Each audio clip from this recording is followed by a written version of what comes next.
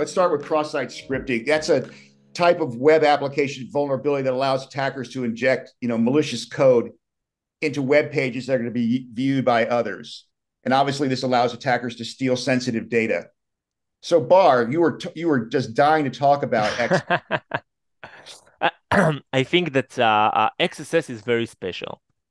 Um, the reason it's special is because it is very hard to protect from, and it just keeps persisting.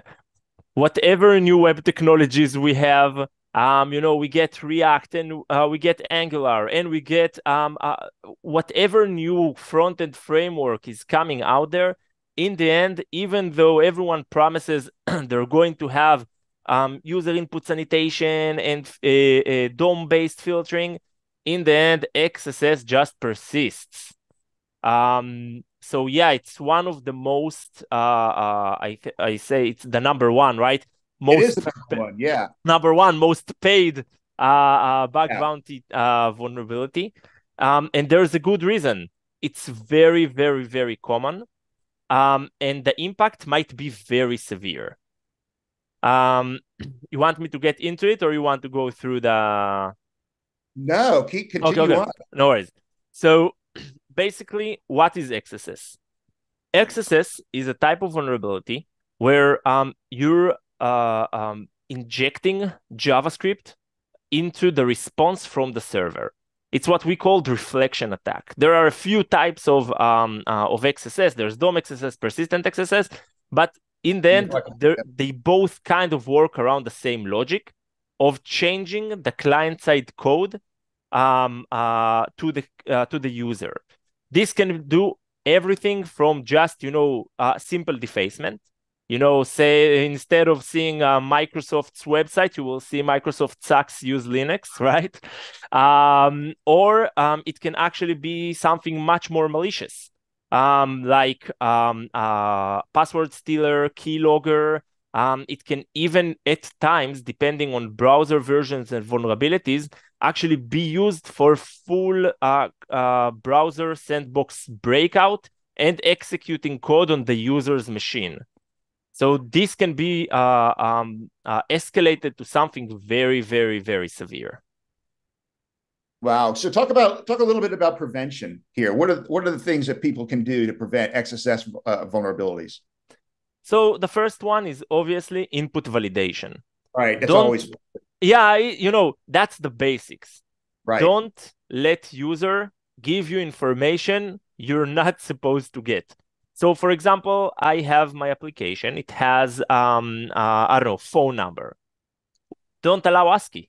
Don't allow them to input, A, B, C, D. Don't allow them to put special characters. Just block it directly. Don't even handle that. Just say, you know what? In this field, you're only allowed numbers.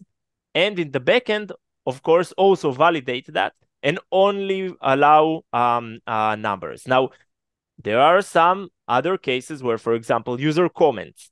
User comments should allow, right, textual information, maybe even links. And in those cases, it's very important to have two things. One, sanitation. So Right.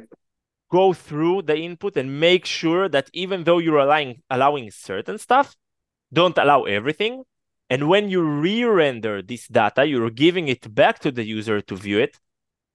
Always escape it. Don't allow it to execute in the browser. So don't make it part of the HTML response that you're giving to the user. That's the first and most basic. So that's input validation and output encoding and escaping. There's also content security policy, which basically tells our browser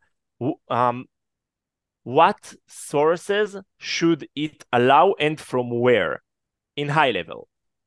One example is using script tags in an XSS injection. And then you're saying, you know what, I don't allow scripts to be executed from anywhere which isn't this website. And then you're basically saving yourself from a lot of those kind of attacks. It also have other CSP header is very, very, very thorough. So there's a lot of configuration. There's a lot of things that you can do to improve your defense status. Sure. So yeah, that's what it's used for. Bar can talk about XSS all day long. Are you familiar with this XSS example at eBay, Bar? Yeah. It was one, I guess, of the most known situations, but tell us about it. Well, this breach exposed the PII of 145 million users, and as I recall, eBay had to send out an email asking everyone to change their passwords.